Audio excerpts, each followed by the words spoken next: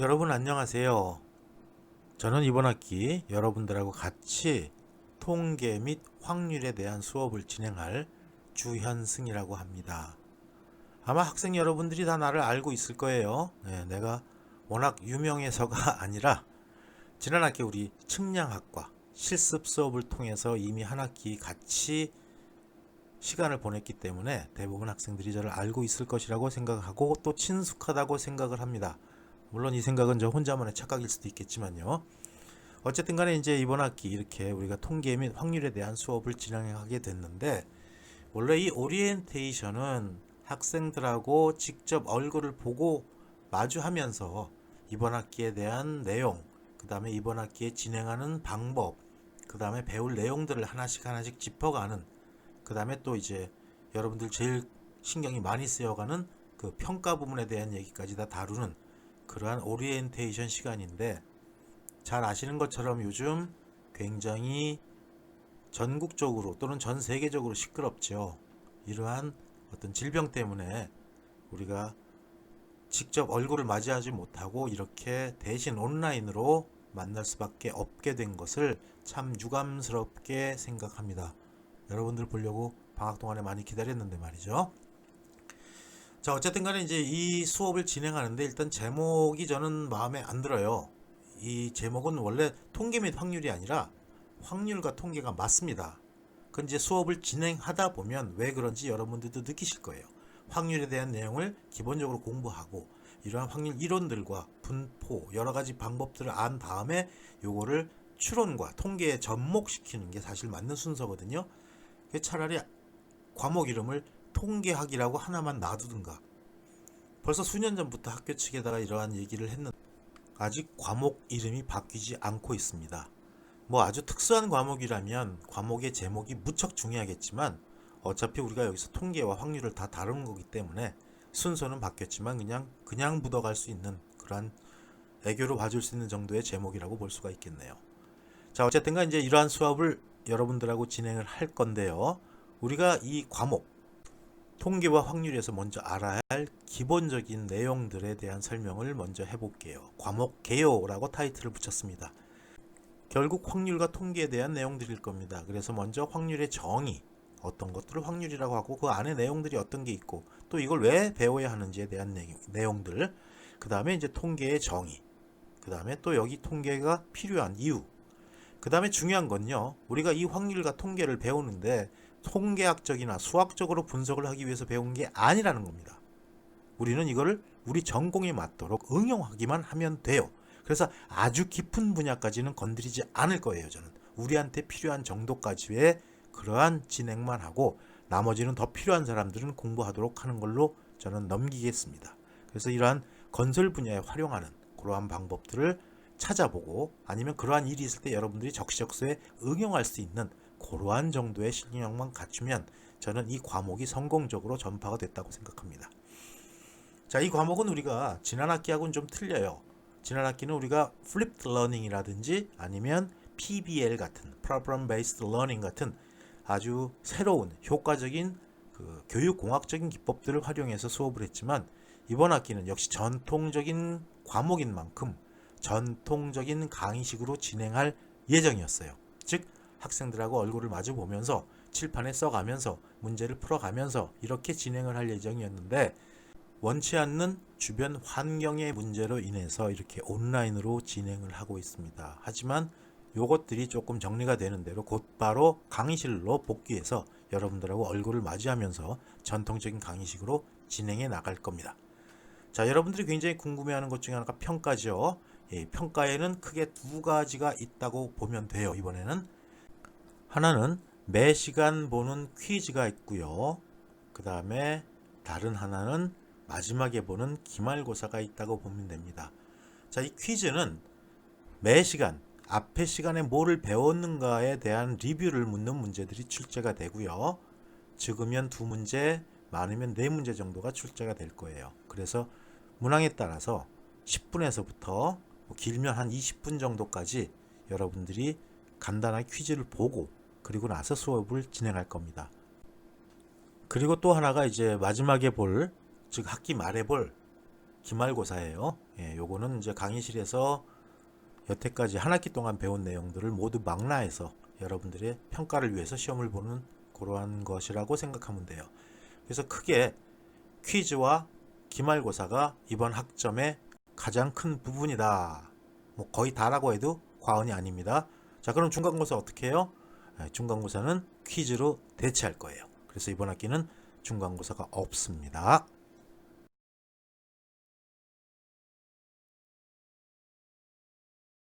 자, 앞에서 우리 그 과목 개요에 대한 주제를 설명한 걸 토대로요. 이번 학기의 학습 목표를 한번 설정해 봤어요. 자, 여러분들이 충실히 나하고 확률과 통계 또는 뭐 통계와 확률 이 과목을 공부한 이후에 기본적인 확률 이론하고 확률 분포에 대한 내용들을 이해할 수 있을 겁니다.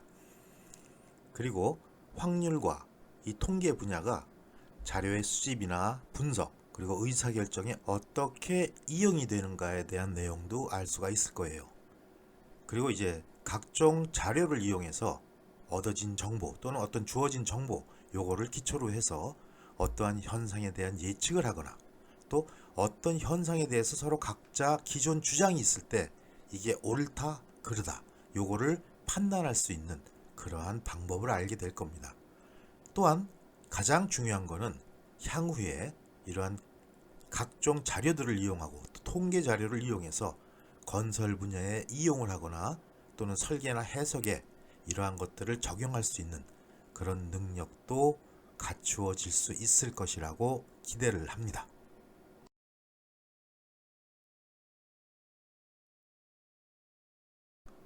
자, 이러한 목표를 가지고 우리가 학습을 했을 때 얻어지는 효과, 뭐 대부분의 내용들이 바로 앞 슬라이드의 학습 목표하고 비슷한 내용들이에요.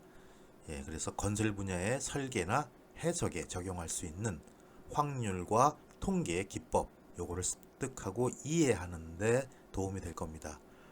그 다음에 우리 대부분의 위치 정보나 속성 정보는 지난 학기 배웠던 측량을 통해서 얻어지게 되죠. 이렇게 측량으로 얻어진 자료를 정리하고 또 GIS와 같은 즉 지리정보 시스템과 같은 분석 도구를 이용해서 분석하고 또 활용을 하고 이렇게 하면서 데이터의 특성들을 파악하고 이 모든 것들을 각각 공사의 계획이라든지 시공이라든지 또는 향후에 공사가 끝난 다음에 이에 대한 관리에 활용할 수 있는 그러한 능력을 키울 수가 있을 것이라고 생각이 됩니다. 자, 이런 모든 자료들은 전부 이제 데이터베이스로 구축이 돼요. 여러분들이 빅데이터란 말도 들어봤듯이 이제 앞으로는 모든 것들이 데이터의 관리와 데이터와의 싸움입니다. 어쨌든 이러한 모든 자료를 모아서 한 군데 정리해 놓는 것, 즉 서로 연관 있는 자료를 모아 놓은 것을 우리가 데이터베이스라고 얘기하고요. 이렇게 데이터베이스를 구축해서 다양한 정보에 이러한 데이터를 활용하거나 그 다음에 그 효용성을 데이터의 효용성을 극대화할 수 있는 방안을 찾는 것들, 이러한 방법들을 찾아내는 것을 우리가 효과적으로 수행할 수가 있을 것이라고 판단이 됩니다.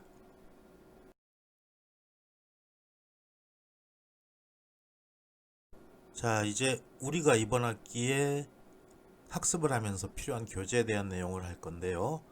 여러분들한테 희소식을 하나 알려드릴까요? 이번에는 우리가 여러분 용돈도 적을 텐데 금전을 지출해서 교재를 사는 일은 없을 겁니다. 작년에 우리 책 너무 두꺼웠죠. 이번에는 일부러 여러분들이 사용하기 편하도록 그리고 우리 건설 분야에 맞도록 제가 필요한 부분들을 발췌해서 엮었어요. 그래서 이러한 내용들이 모두 묶여져서 블랙보드에 강의 자료를 올려놨습니다. 그래서 요거를 전부 받아서 지난번 우리 수업했을 때와 마찬가지로 한꺼번에 다 묶어가지고 또 갈갈이 그 장별로 찢어갖고 다니지 말아요. 한꺼번에 다 묶어서 또 뒤에 필요한 표들도 있습니다. 요거 다 묶어가지고 수업에 가지고 들어오면 이걸 가지고 우리가 수업에 활용할 수 있을 거예요.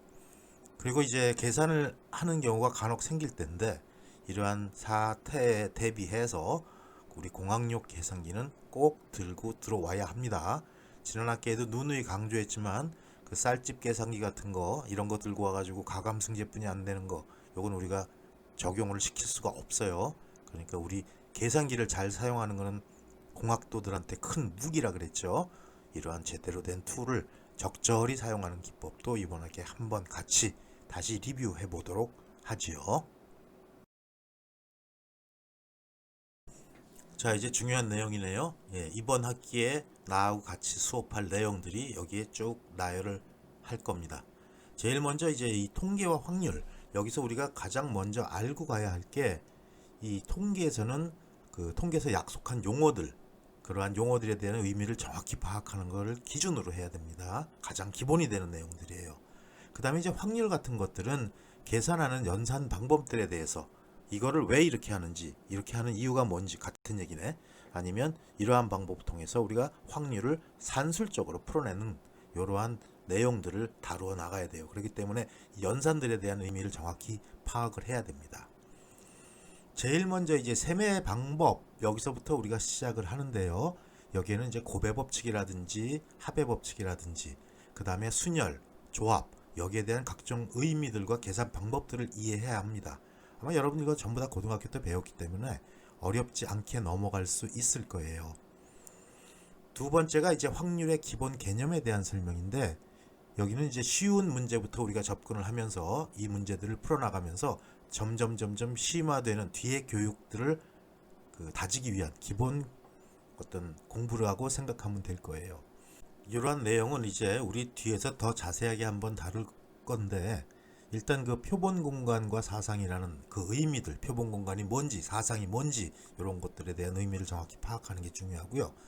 그 다음에 이제 확률 공리, 굉장히 중요한 확률 공리, 기억해야 되는 그러한 내용들과 성질들에 대한 얘기를 다룰 겁니다. 그 다음에 세 번째 챕터가 이제 조건부 확률과 독립성에 대한 얘기를 다룰 텐데, 이건 무지무지하게 중요한 파트예요. 그래서 통째로 숙지를 해야 됩니다. 어떻게 보면 확률에서 가장 중요한 파트라고 볼 수가 있어요. 자, 그 다음에 네 번째 주제가 이제 확률 변수죠. 여기서 좀 어려워지기 시작합니다. 그래서 이산 확률, 연속 확률 이런 데에 대한 각각의 변수들이 튀어나오기 시작하면서 확률 변수의 의미를 통해서 문제 풀이에 중점을 둘 거예요. 그래서 어떻게 보면 무게가 많이 실리는 그러한 부분이라고 볼 수가 있겠네요. 자, 그 다음에 다섯 번째가 확률 분포예요. 여기서부터 이제 확률 분포에 대한 어려운 부분이 분리되기 시작합니다. 그래서 이산 확률 분포, 연속 확률 분포, 결합 확률 분포, 또 주변 확률 분포, 이러한 내용들이 하나씩 튀어나오죠. 그래서 이거는 어떻게 보면은 우리가 통계학거나 수학과처럼 깊게 들어갈 수 있는 내용이 아니기 때문에 우리한테 필요한 정도의 내용만, 즉 우리 과의 특성에 따라서 약간 필요한 부분만 발췌해서 그렇게 학습하는 걸로 할게요. 이렇게 이 1번 세매 방법부터 5번 확률 분포까지 요게 이제 전통적인 확률에 대한 내용들입니다. 자, 그리고 이제 슬슬 뭐로 통계 쪽으로 넘어가기 시작해요. 그 중간 과정에 놓인 것이 바로 이 기대값과 분산입니다. 무척 중요한 파트예요. 이 앞에 우리가 그 세 번째 조건부 확률과 독립성도 중요하다고 얘기했는데, 이 기대값과 분산은 무지무지하게 중요합니다. 그래서 각각의 상관관계를 파악하는데 많은 시간을 가져야 될 거예요. 그리고 이 부분이 바로 앞에서 설명한 것처럼, 막 설명한 것처럼 확률에서 통계로 넘어가는 부분이고요. 계속해서 이 뒤에 가서도 이러한 내용들에 대한 그 계산 문제라든지 이론이 계속 되풀이가 됩니다. 그래서 확률 분포마다 구해지는 기대값, 분산, 공분산 이런 것들이 모두 달라지게 되죠. 그래서 그러한 내용들을 다 계산할 수 있어야 돼요. 자, 그 다음에 이제 일곱 번째가 극한 정리입니다. 아주 중요한 부분인데 우리는 깊게 들어가지 않을 거예요. 그 이유는 우리보다는 대부분 수학과라든지 통계학과에서 깊게 요것만 전문적으로 분석을 하는 파트이기 때문에 우리는 극한 정리가 뭐다라는 어떤 개념 정리 정도로만 마무리하고 그 다음에 통계로 건너갑니다. 자, 그래서 여덟 번째 주제가 뭐예요? 통계학과 자료 정리죠. 여기서부터는 이제 묶어서 이어 붙이는 부분이라고 생각하시면 돼요. 그리고 잘 이해해야 통계학을 접근하기가 쉽습니다. 본격적으로 통계가 시작되는 부분이라고 미리 설명했고요. 그래서 자료의 정리라든지 자료를 요약하는 방법에 대한 내용들이 다루어질 거예요. 자, 그 다음에 표본 분포가 나오죠. 이 내용은 이해하기가 참 쉽지 않은 부분이에요. 이해하기가 난해한 부분이 많이 끼어 있는데 우리가 필요한 정도까지만 내가 여러분들한테 인도를 할 거고요. 그래서 거기에 이제 표본 평균, 요거의 평균과 분산에 대한 내용들이 그렇게 뭐 깊지 않게 또 무겁지 않게 다루어질 예정입니다. 자, 그 다음에 이제 10번째 추정에 대한 얘기가 나오죠. 여기 뭐 점 추정, 구간 추정, 또 두 모집단을 비교하는 것, 또 표본 집단, 표본 크기의 결정, 이러한 내용들이 나오는데 어떻게 보면 요게 이제 통계학의 결정체 뭐 이렇게 얘기할 수가 있겠네요. 용어가 굉장히 어려워요. 그렇기 때문에 용어 의미를 파악하는데 집중적으로 신경을 쓰고 넘어가면 될 것 같네요. 자, 그 다음에 마지막으로 등장하는 것이 검정입니다. 앞에서 우리가 그 통계에 대한 내용을 했을 때 과거의 어떤 기록들을 이용해서, 즉 데이터겠죠. 이런 걸 이용해서 자, 이거는 이 정도가 될 것이다. 앞으로 이렇게 예측된다. 라고 하는 게 통계예요. 물론 이게 아주 경험이 많은 사람들은 상황만 보고서 이 정도면 앞으로 어떻게 되겠다. 라는 것을 판단할 수가 있죠. 이걸 우리가 전문가라고 표현해요. 예를 들면 댐 공사가 어느 정도 진행됐는데 딱 지도를 보고서 여기는 저수 용량이 어느 정도 되겠다. 요거는 이제 통계라고 봐야 돼요. 뭐 통박이라고 봐야 되나? 어쨌든 간에 그거를 보고 한눈에 직관적으로 알 수 있다는 능력이 생기는 건데 그거는 그냥 찍는 게 아니죠. 과거의 경험에 비추어서 찍는 거고 거기에 이제 수학적인 어떤 데이터가 가미가 돼서 이렇게 될 것이다라고 정확하게 예측하게 된다면 이건 통계가 되는 거죠. 또 하나, 자, 이 가설을 만들어냈어. 이게 맞다, 틀리다. 요것도 판단하는 게 바로 역시 통계학에서 다루어 나가는 부분이고 그게 제일 마지막에 배치되는 11번째 챕터 검정에 대한 내용입니다. 테스트. 그래서 모 평균을 검정한다든지 모 비율을 검정한다든지 또 두 모평균 차에 대한 검정, 요거를 실시하는 게 검정이에요. 직접적으로 수업을 하다 보면 알겠지만 요거는 말장난 같아요. 잘못 까딱 생각하면 배가 산으로 가는 경우가 많아요. 그리고 그 가설에서부터 좀 아리까리하고 이게 맞나 틀리나 하는 그런 의문이 올 때도 있을 겁니다. 어쨌든 간에 우리가 검정하는 거는 뭐 그렇게 많은 부분에 대한 내용이 다뤄지지 않기 때문에 우리 교재에 있는 정도만 충실히 익혀서 그러한 내용들을 파악하고 그리고 우리가 필요한 부분에 적용할 수 있을 정도의 실력만 갖추면 될 것이라고 생각을 합니다.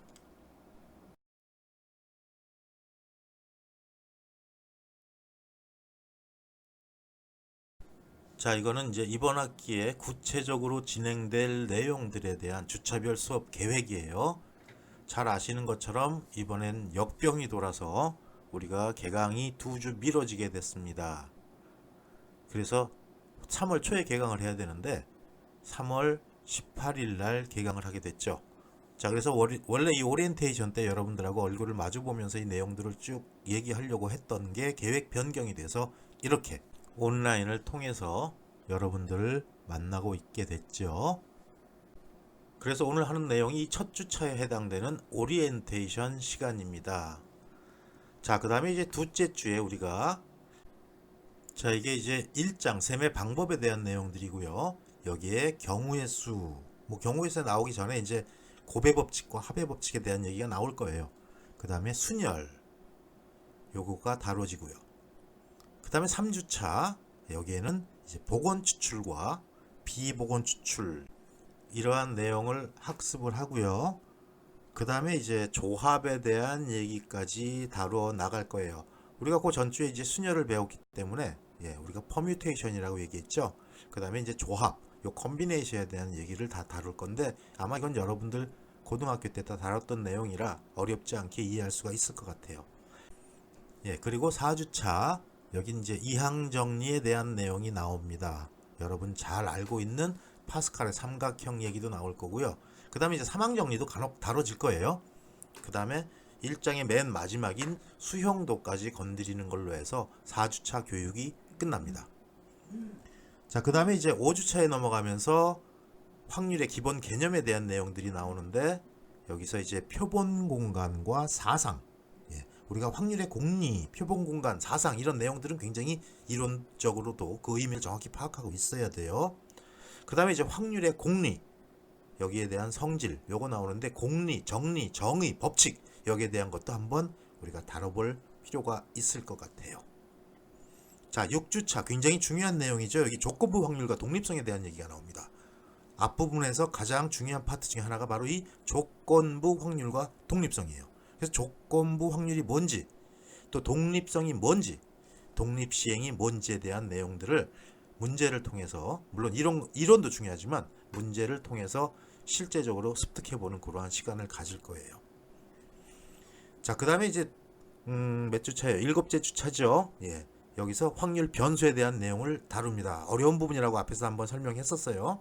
예, 그래서 이산 확률 변수, 연속 확률 변수, 이렇게 그 확률 변수에 대한 그 이해들을, 그 의미를 정확히 알고 이러한 의미를 통해서 문제 풀이에 중점적으로 접근하는 그러한 시간이 될 겁니다. 예, 여기가 바로 어떻게 보면 무게가 많이 실리는 부분이라고 할 수가 있겠고요. 자, 이렇게 수업이 진행된 이후에 8주차, 여기에는 중간고사를 치르게 되는데, 우린 시험 봐요 안 봐요? 예, 각각의 2주 때부터 우리는 매번 퀴즈를 통해서 시험을 보고 이 시험을 중간고사로 가름한다고 얘기를 했었습니다. 여러분들한테는 이 8주가 휴가 주간이에요.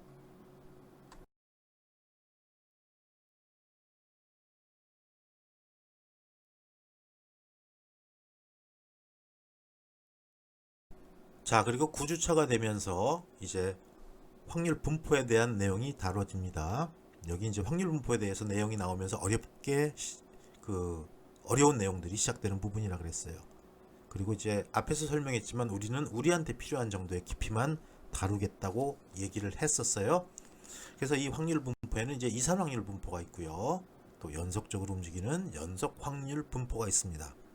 그리고 이제 주변 확률 분포, 그 다음에 결합 확률 분포, 이런 내용들도 같이 깊게는 안 들어가고 맛만 보는 정도의 시간을 가질 거예요.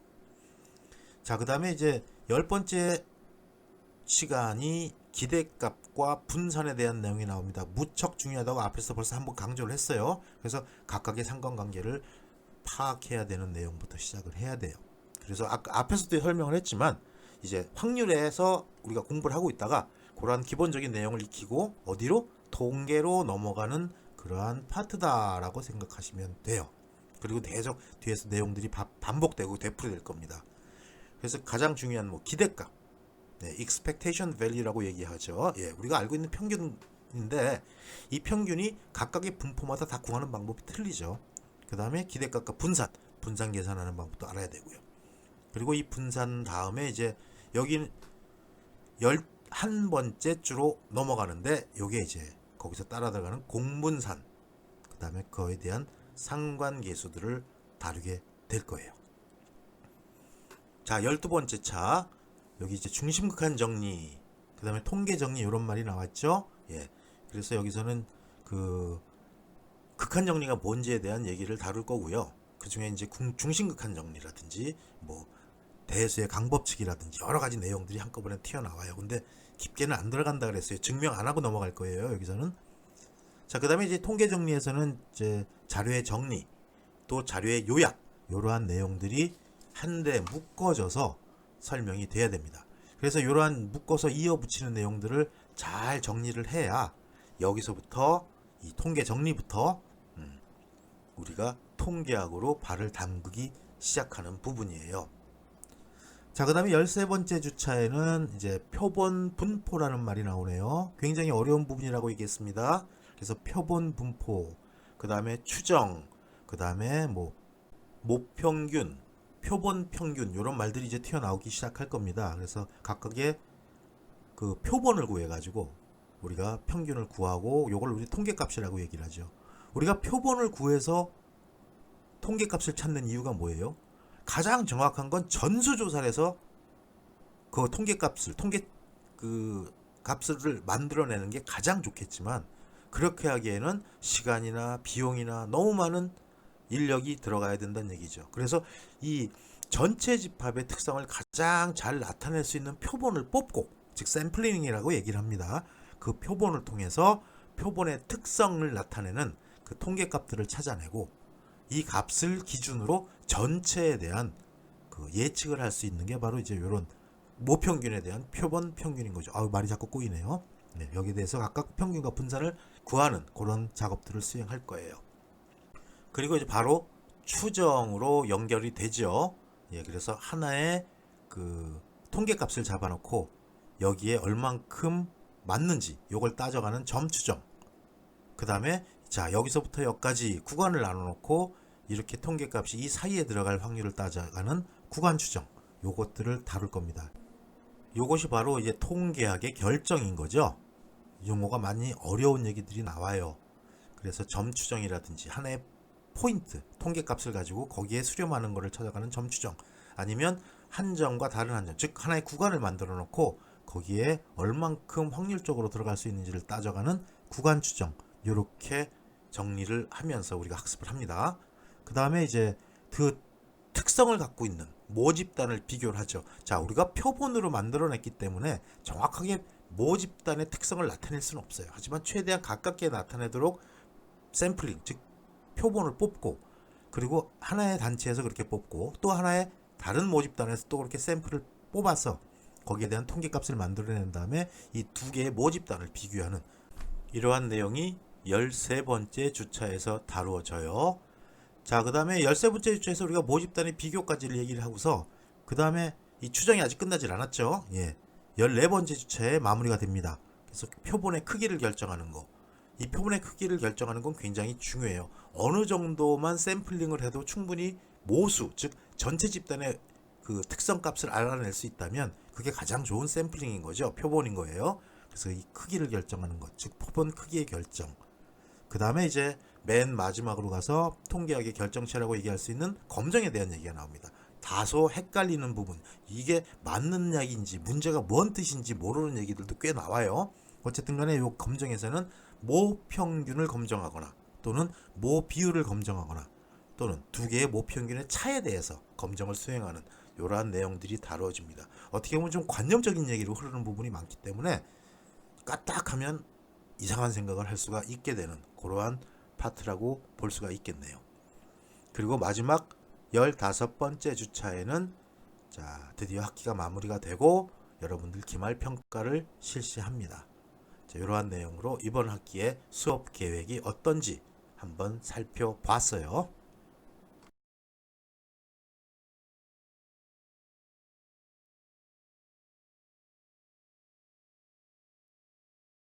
자, 이제 마지막으로 이번 학기에서 유의할 사항에 대한 얘기를 하면서 오리엔테이션을 끝내려고 합니다.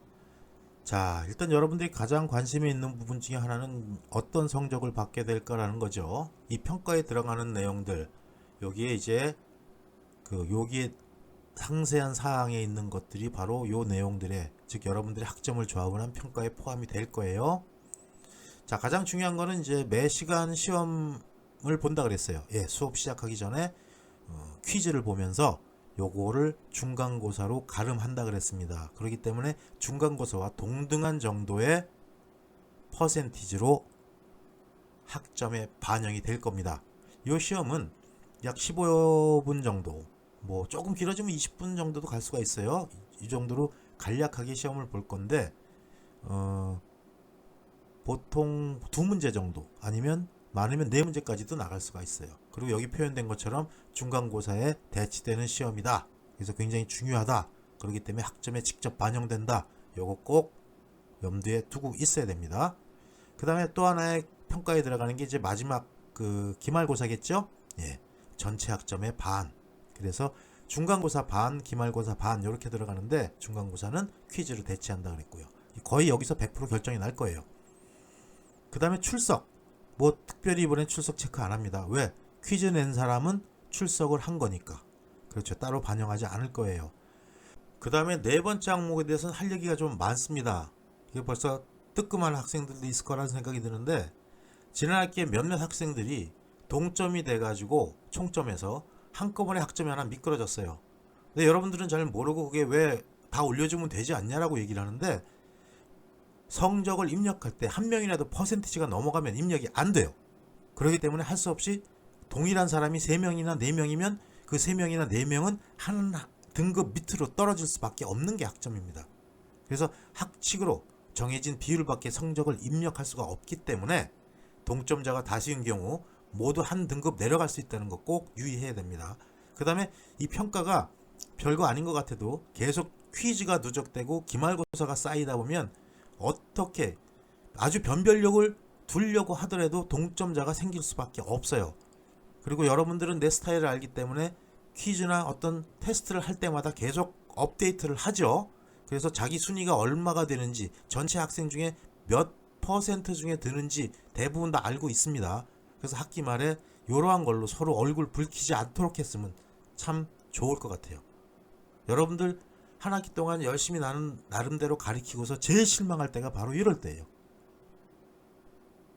물론 제일 심한 거는 어거지 없이 되도 않는 학점을 국가장학금을 놓치게 되니까 등급을 2개 올려달라 이렇게 노골적인 학생들도 있는데 이건 사실 말이 안 되는 거예요.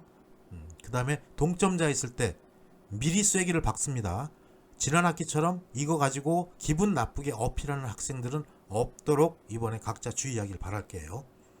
나는 선생으로서 내 예의를 지키고 학생들에 대해서 또 내가 할 일을 정확히 하고 또 학점을 부여하고 평가를 하는 걸로 여러분들한테 최선을 다할 겁니다. 그 반면 여러분들도 학생으로서 지켜야 할 매너와 그 다음에 어떤 열심히 노력하는 그런 모습들을 보여주고 그리고 성실하게 한 학기를 보내서 좋은 결과와 좋은 학점을 가져가길 바래요. 자, 이걸로 이번 학기 우리 통계와 확률에 대한 오리엔테이션을 모두 마치도록 하겠습니다.